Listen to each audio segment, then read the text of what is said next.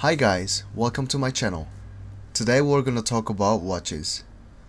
It'll probably be more useful to the people who are new to the watches rather than someone who already know about watches.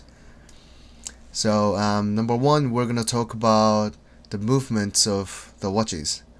And number two, the styles of watches, the name of the watch parts and functions.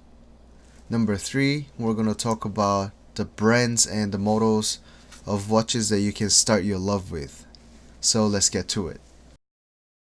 First, what are movements? The movements are the most important part of the watch. It can be compared to an engine of a car. It's the main part that is running the watch. The movements can be sorted to two types. One is called quartz, the other one is called mechanical. The quartz are using battery as main power source. Mechanicals are using a spring as their main power source. The mechanicals can be broken down to manual and automatic. The manuals, you have to wind the spring manually by using the crown that is connected to the spring. For automatics though, also known as self-winding, there's a semicircular rotor attached to the mainspring. I'll show you. This rotor moves in a circular motion. As you're moving, it winds the mainspring. So theoretically, if you're wearing your watches all the time, then you won't have to wind the crown because it's getting charged automatically with the rotor. Let's have a look at quick history of quartz. The quartz was first released in 1969 by Seiko. When it first came out, it was quite expensive, but over time, they have successfully developed the technology and successfully reduced the cost to make them. So they were able to reduce the retail prices as well. Not only that, it had a lot of advantages over the old mechanical watches. Like it's very accurate and also it's easy to maintain. So people started to turn their eyes on the quartz over the mechanical watches, which caused lots of Swiss watch brands bankruptcy. That event is called Quartz Crisis. Few of the Swiss brands who survived from that time period advanced to make luxury watches. Even now, most of the Swiss brands are very pricey. On the other hand, Seiko has full lineup of cheaper range of watches for everyone to the premium lines watches such as Grand Seiko. Let's move on to mechanicals now. Obviously, the mechanical watch has been out there a lot longer than quartz. Long time before though, it was a pocket watch rather than the wristwatch that we see nowadays. The creation of the very first modern wristwatch has a story. It goes like this. There was a pilot named Alberto Santos. He wanted a watch that is convenient to look at while he was flying, instead of reaching his pocket to pull out the watch and, put it back after he's looking at the time. He spoke to his friend about it. His friend's name was Louis Cartier. Is the name familiar? Yes, that's the brand, Cartier. He took that complaint and took time to design it. Then he came up with the modern wristwatch in 1904. Enough with histories now. These two watches been sitting in front of me from the very beginning. Now, let me throw a question to you. Is there any ways to distinguish whether it's an automatic watch or a quartz watch? The answer is yes, of course. But how? Well, we know the quartz are using batteries and mechanicals don't, so we can open up the back case and see if there's any batteries in it. Let's open up and see what they've got. There's a watch pry tool out there in the market, but I don't have one with me at the moment, so I'll be just using a flathead screwdriver. If your watch is expensive or you love your watches too much, don't use this. It'll highly likely scratch or damage your watch, so don't. Anyways, I spot a battery right here, so this one will be quartz. And this one is a see-through back, so no need to open up. You see there's no battery in it, and it's got the semicircular shaped rotor in it, so it can be identified as an automatic movement.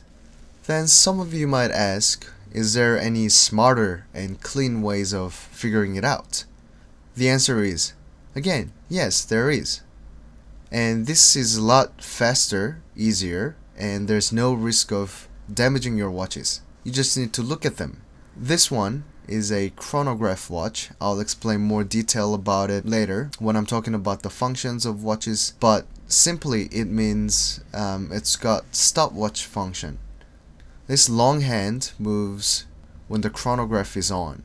It's not moving not because it's broken, it's because chronograph is not in use. The normal second hands is in this small tiny circle. You see it's ticking. As you see, if the watch ticks in stop motion like this, it's 100% quartz. But when you look at this, it's moving very smoothly. It's called sweeping second hands. When the normal second hand moves like this, it's 99% mechanical watches.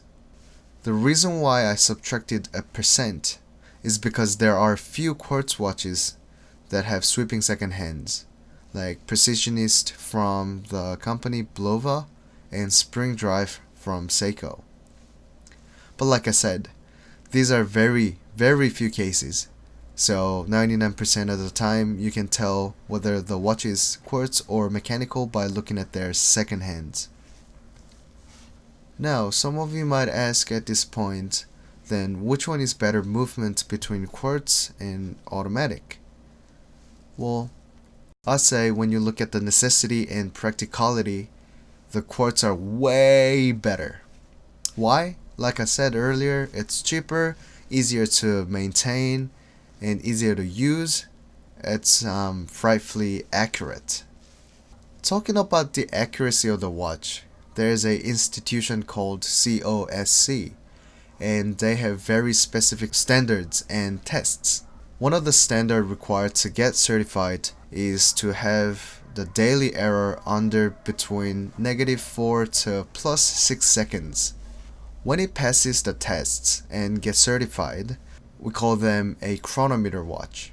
Not all the watchmakers are required to get this certification, so there are more accurate watches without the chronometer, but generally speaking, -4 to +6 seconds of error a day is considered to be very, very accurate. The quartz movements also have COSC certification, and to get certified, the daily error should be less than ±0.07 seconds a day, which is almost none. So when we're talking about the quartz watch's time error, we usually speak in annual error. So let's calculate them. 0.07 times 365 days equals to 25.55 seconds error per year. Then why are people buying mechanicals if they aren't even accurate compared to quartz watches? Well, it's probably just a personal preference. The quartz are super innovative technology that influenced huge in that watch industry. But I think that these mechanical movements are super, super awesome too. When it's using a battery, it can supply just enough power that is necessary to move, so it's super accurate and efficient, but the battery will die at some point, and if you don't charge them or you replace the battery, it'll never work again.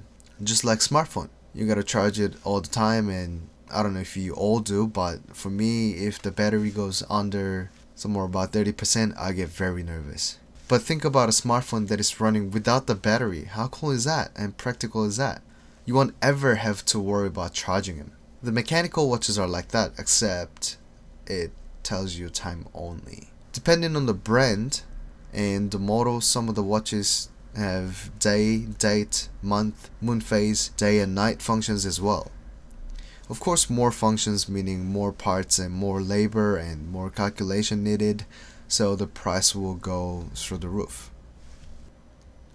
More than anything, just have a look at this movement. It looks alive, doesn't it? And these smooth running sweeping second hands are just so beautiful. Plus, since the mechanical watches have longer history, each brands have their own representative styles of watches, such as Submariner from Rolex, and Seamaster from Omega. As I mentioned earlier, after the quartz crisis, these watchmakers headed their direction completely to producing high-end watches, so they tend to have better finish and quality. By the way, those high-end brands also do produce quartz watches, but usually in their entry-level watches.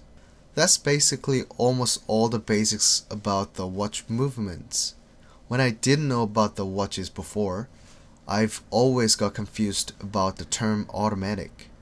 I've always thought that the automatic is run by battery because it's automatic.